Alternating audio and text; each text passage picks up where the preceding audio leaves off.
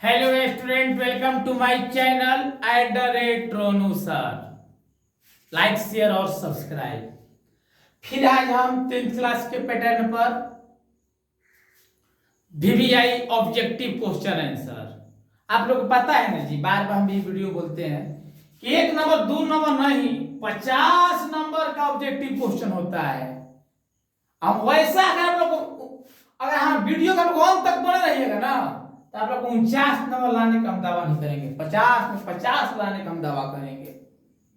अगर आप लोग वीडियो को गौरपूर्वक देखिएगा, घबराइएगा मत और वीडियो के अंत तक बने रहिएगा। क्वेश्चन है बहुपद 4x² - 4x + 1 के मूलों का गुणनफल। ये 2 चैप्टर से आज हम कुछ क्वेश्चन को ऑब्जेक्टिव डाले हैं, कुछ और चैप्टर से डालेंगे। दो को होता है, एक मूलों का योगफल होता है और एक मूलों का गुणनफल होता है। मूलों का योगफल का मतलब होता है अल्फा जोड़ बीटा, मूलों का गुणनफल का मतलब होता है अल्फा इंटू बीटा। तो देखिए, तो मूलों के जहां गुणनफल की बात आ जाएगा तो उसका जो सूत्र होता है C/A होता है। हाई आपका A है, हाई आपका B है और हाई आपका C है। जहां मूलों का गुणनफल का बात आएगा यानी अल्फा इंटू बीटा का बात आएगा तो उसका जो फॉर्मूला होता है C/A होता है। सब फॉर्मूला पर ही डिपेंड पड़ता है। तो A हो गया, हाई B हो गया, हाई C हो गया।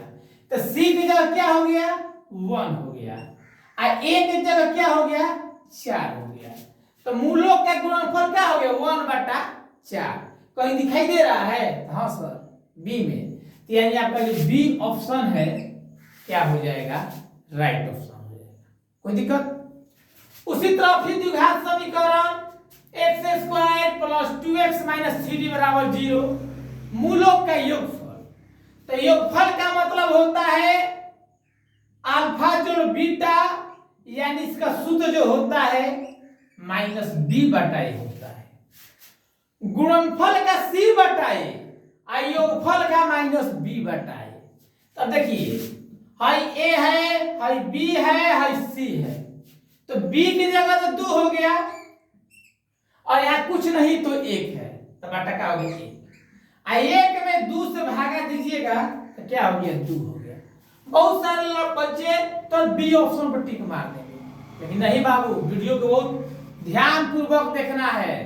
फॉर्मूला क्या है -b/a।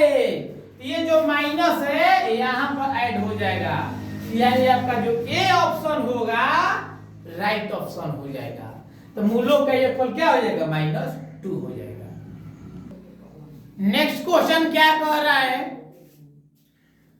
समीकरण 2√2 y² + 5y + √2 का विविधकर मान क्या होगा।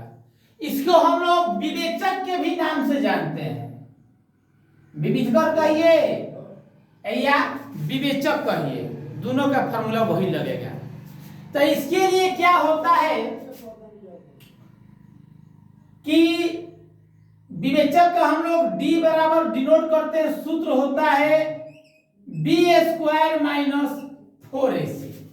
जब विवेचक निकालना होगा तो d बराबर सूत्र होता है b² - 4ac। तो हाई A है, हाई B है और हाई C है। तो b² यानी 5 के स्क्वायर 4 A, तो A की जगह हो गया 2√2 और C की जगह केवल हो गया √2। ध्यान दीजिए, विवेचक D बराबर सूत्र होता है b² - 4ac। तो B तो A है, B है, C है। तो b² यानी 5 के स्क्वायर 4ac। तो 4 का फॉर्मूला क्या हो गया A, तो A की जगह 2√2 और C की जगह हो गया √2। हम वही क्वेश्चन डालेंगे, मस्ट इंपॉर्टेंट है। अब 2 3 4 नहीं देखो, रूट पे तरफ कर ताकि आप लोग समझिए से सोल्यूशन कैसे होगा। 5 के स्क्वायर कीजिएगा तो 25। अब देखिए यहाँ पर लॉजिक क्या होगा, 4 में 2 से कीजिएगा 4 दूनी 8, और जब 2 को रूट मिलता है तो रूट हट जाता है। अब 2 को रूट 3 रहेगा तो 1 3, 2 को रूट 4 रहेगा तो 1 4, 2 को रूट 2 है तो 1 2। बस समझ में आया ना। तो सिर्फ 2 को रूट 2 है तो 1 2 हो गया, तो 4 दूनी के 8, 8 दूनी के क्या हो गया 16। अब 25 में से 16 घटेगा तो 9, यानी आपका जो ए ऑप्शन है राइट ऑप्शन है। हमको इतना ना मेहनत कराना है ना कि विद्यार्थी लोग का बोझ हम कम कर देंगे। रियल में मानो तो बाबू एकदम आप लोग का हम बोझ कम कर देंगे। खाली आप लोग वीडियो को अंत तक बन के इस वीडियो को VVI क्वेश्चन का लोग देखते रहिए। क्वेश्चन जो डाल रहे हैं ना हम सारे क्वेश्चन आएंगे, 2 4 के तो भगवान नहीं है, लेकिन वैसा क्वेश्चन डाल रहा है कि जो एकदम सारे एग्जाम में आएंगे। नेक्स्ट क्वेश्चन, द्विघातीय बहुपद x - 1 x + 2 के शून्य अगर 1 है तो इसका शून्य क्या होगा। सिंपल सी बात है, जब -1 है तो इसका शून्य +1 नहीं हो जाएगा जी। तो उसी तरह जब x + 2 है तो जब +2 है इसका शून्य क्या हो जाएगा माइनस, अपोजिट हो जाता है। अगर माइनस में रहेगा तो प्लस में, अब प्लस में रहेगा तो माइनस में, यानी इसका भी आपका जो ए ऑप्शन है क्या है राइट ऑप्शन है। नेक्स्ट प्रश्न क्या कह रहा है, अब ये हम प्रश्न एपी पर डाले हैं। समानांतर श्रेणी -10 -6 -2 2 डॉट डॉट डॉट सार्वंतर है। देखिए इसमें क्या होता है, फर्स्ट वाले को हम लोग प्रथम पद कहते हैं, तो प्रथम पद को हम लोग ए के नाम से जानते हैं, और सार्वंतर को हम लोग डी के नाम से जानते हैं। तो जो हम दूसरा में से पहला को घटाते हैं उसे हम लोग सार्वंतर यानी सोनू डी कहते हैं, और जो फर्स्ट में शो रहता है उसे हम लोग प्रथम पद, उसे हम लोग ए के नाम से जानते हैं। तो यहाँ पर हमको प्रथम पद नहीं सार्वंतर बताना है। तो हम बाबू क्या बताएं कि सार्वंतर हम लोग किसको कहते हैं, डी को कहते हैं। तो सार्वंतर कैसे निकलता है बाबू, तो दूसरा में से पहला को घटाया जाता है, दूसरा में से पहला को इन्हें किसमें से इसको, इसमें से इसको घटाएंगे।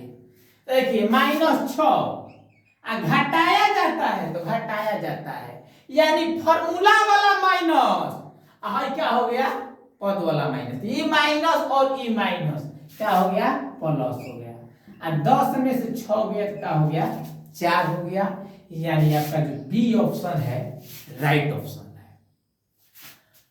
19 और 25 का समानांतर माध्य क्या है। नेक्स्ट क्वेश्चन हमारा क्या कह रहा है, तो 19 और 25 का समानांतर माध्य क्या है। तो समांतर जो माध्य होता है कुछ नहीं करना है, दोनों को जोड़कर 2 से भाग दे देना है, दोनों को जोड़कर 2 से क्या कर देना है, यानी 19 जोड़ 25 अब बाटा में 2, दोनों को जोड़िएगा तो 44, अब बाटा में 2 भागा दीजिएगा तो 22 बार में कट जाएगा, 22 दूनी के 44, यानी इसका भी आपका जो बी ऑप्शन होगा राइट ऑप्शन होगा। नेक्स्ट क्वेश्चन, समानांतर श्रेणी 5 8 11 14 डॉट डॉट डॉट का 12वां पद है। बाबू ध्यान से सुन लेना, 12वां पद कहे, 20वां पद कहे, 30वां पद कहे, 100वां पद कहे, जितना भी कहेगा उससे एक कदम पीछे रहना है। 12वां पद कहेगा इसको हम लोग a + 11 d के नाम से जानेंगे, 100वां पद कहेगा तो हम a + 99 d के नाम से जानेंगे, 10वां पद कहेगा तो हम a + 9 d के नाम से जानेंगे, और a क्या होता है जो फर्स्ट में होता है, d क्या होता है जो दूसरे में से a2 में से a1 को घटाया जाता है, a2 में से a1 के घटाने को हम लोग इस सार्वंतर यानी d कहते हैं। तो यहाँ हमको 12वां पद तो बारहवां पद का मतलब कि a प्लस 11d। तो सबसे पहले हमको a का जानकारी होना चाहिए, d का जानकारी होना चाहिए। अरे बारहवां पद का 12वां लाख पद भी निकल जाएगा। बारहवां पद क्या, 12वां लाख पद भी निकल जाएगा जब हमको a और d की जानकारी मिल जाएगा। तो बाबू देखो प्यार से, तो हम क्या बताए कि फर्स्ट वाले को हम लोग a बोलते हैं। तो a बराबर आपका क्या हो गया, 5 हो गया बाबू। d कैसे निकलता है बाबू, तो इसमें से इसको घटाएंगे तो 8 माइनस 5 घट के क्या हो गया, 3 हो गया। 12वां पद निकालना है यानी a 12, 15वां पद निकालना है तो a 15, 20वां पद निकालना है तो a 20। 12वां पद हुआ तो a 12 और इसको हम लोग a प्लस 11d लिख सकते हैं, लिख सकते हैं ना बाबू। तो a हमारा कितना है बाबू, 5 हो गया। 11 d कितना है बाबू, 3 हो गया। 5 आपका सही रहेगा बाबू। 11 में 3 से गुणा तो 11 33 हो गया और 33 5 जोड़ दीजिएगा तो 38 हो जाएगा। यानी इसका बी ऑप्शन होगा, राइट ऑप्शन होगा। नेक्स्ट क्वेश्चन क्या कर रहा है, दो अंकों की कितनी संख्या 3 से विभाज्य है। एक बहुत क्वेश्चन भी आई है। अब इतना टॉप क्वेश्चन बहुत मेहनत कीजिएगा ना तो 1 नंबर मिलेगा। तो समझिए कि 1 नंबर के लिए कितना संघर्ष करना है। तो इसके लिए तो भाई वीडियो के अंत तक तो बनना पड़ेगा कि सर कहीं अलग भी क्वेश्चन कुछ भयंकर नहीं डाले हैं, उससे भी कोई डेंजर क्वेश्चन नहीं डाले हैं। तो उसके लिए वीडियो के अंत तक तो भाई जरूर बनना पड़ेगा। दो अंकों की कितनी संख्या 3 से विभाज्य है। देखो बाबू, दो अंकों की संख्या तो 10 से शुरू होती है और 99 पर खत्म हो जाती है। दो अंकों की संख्या 10 से शुरू होती है और 99 पर क्या होती है, खत्म होती है। तो यही हमको 10 और 99 के बीच में देखा है कितनी संख्या है जो 3 से पूर्ण रूप से क्या है, विभाज्य। तो अगर हम 10 लिखेंगे तो 3 से कटेगा नहीं, 11 लिखेंगे तो 3 से कटेगा नहीं, लेकिन यही अगर हम 12 लिख देंगे तो 3 से हमारा कट जाएगा। तो देखिए वही क्वेश्चन लिखेंगे। ये क्वेश्चन 2 नंबर में भी आ सकता है, यानी तो 1 नंबर तो श्योर है कि आएगा। तो 2 नंबर में आए या 1 नंबर में आए, हमारा बनाने का काम है। तो क्या लिखेंगे सॉल्यूशन में, हम 12, 15, 18, 21 dot dot dot dot dot कहां तक जाएगा, 99 तक, क्योंकि 99 भी 3 से पूर्ण रूप से कट जाएगा। फर्स्ट वाले को हम लोग क्या कहते हैं, a कहते हैं। तो a बराबर 12। d कैसे निकलेगा, a2 में से a1 को घटाएंगे तो 15 माइनस 12 घट के 3। जो लास्ट जो कंडीशन होता है इसको हम लोग an के नाम से जानते हैं। तो an बराबर क्या हो गया, 99। अब कितनी संख्या 3 से विभाज्य है, यानी n बराबर वाट, नंबर में संख्या, यानी n बराबर क्या हो गया, वाट हो गया। तो अब देखिए, चूंकि आप जानते हैं कि an बराबर होता है a plus n minus 1 into D. ये फॉर्मूला आप लोग जानते हैं कि an बराबर क्या होता है, a plus n minus 1 into D. तो n की जगह 99 हो गया, a की जगह 12 हो गया, n निकालना है तो n माइनस 1 हो गया और d की जगह 3 हो गया। 99 प्लस 12 है तो इधर आएगा तो माइनस 12। अब देखिए 3 में n से गुना कीजिएगा तो 3n, अब माइनस 3 में 1 से गुना कीजिएगा तो 3। क्या खेला हुआ है, 3 में n से गुना किए 3n, माइनस 3 में 1 से गुना किए 3। 99 में से 12 घटाएंगे तो 87 आएगा। अब बराबर हो गया 3n माइनस 3। अंक वाला एक जगह होता है, यानी चर वाला एक जगह और अचर वाला एक जगह। तो 87 -3 है तो इधर आएगा तो +3 बराबर क्या हो गया 3n हो गया। 87 और 3 जोड़ देंगे तो 90 हो गया बराबर क्या हो गया 3n हो गया। तो इसलिए n बराबर क्या हो जाएगा 90 बटा में 3 यानी 30 है 90।